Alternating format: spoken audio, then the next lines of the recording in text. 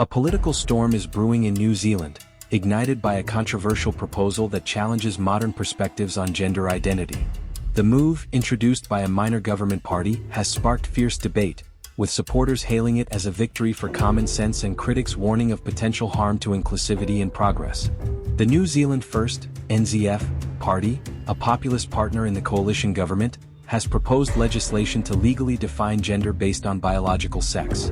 Under this bill, a woman would be defined as a human biological female, while a man would be categorized as an adult human biological male. NZF leader Winston Peters, who also serves as the Deputy Prime Minister and Minister of Foreign Affairs, has framed this initiative as a necessary correction to what he describes as an era of woke ideology.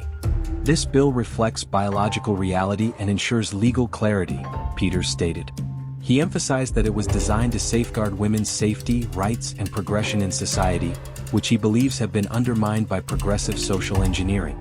This legislation fights back against the cancerous social engineering pushed by a woke minority. It's a win for common sense, Peters declared in a post on X. The proposal, however, is already facing stiff opposition. Chris Hipkins, leader of the Labour Party and a key figure in New Zealand's political landscape, dismissed the initiative as a mere attention-seeking strategy. They're more interested in chasing headlines than presenting a coherent plan to move New Zealand forward, Hipkins said in an interview with Radio New Zealand. His criticism highlights the broader skepticism about the feasibility and motives of the bill. Given NZF's position as the smallest coalition partner in Parliament, with only 11 of the 123 seats, the bill's chances of becoming law remain uncertain. Most bills introduced by individual MPs in New Zealand do not progress to the statute books, raising questions about whether this proposal will have a lasting impact or fade into political obscurity. This debate comes amid a global conversation on gender and identity, following a landmark ruling in the United Kingdom last week. The UK's highest court determined that women should be defined by biological sex under equality laws.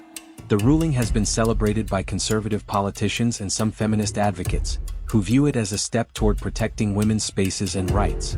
However, it has drawn sharp criticism from LGBTQ activists and progressive groups, who argue that it undermines the recognition and rights of transgender individuals. Back in New Zealand, the proposed legislation has ignited passionate discussions on social media and among advocacy groups. Supporters of the bill argue that it represents a crucial step in reaffirming the rights and safety of women in spaces like sports, bathrooms, and other gender-specific areas. Opponents, meanwhile, caution that such legislation risks marginalizing vulnerable communities and fueling division. As the nation grapples with these complex issues, one thing is clear: the conversation about gender, rights, and inclusivity is far from over. Where do you stand on this contentious debate? Please share your views in the comments section and stay informed with World Compass as we continue to bring you the stories that shape our world. And please subscribe to our channel, like and share. Your voice matters. Let's keep the dialogue going.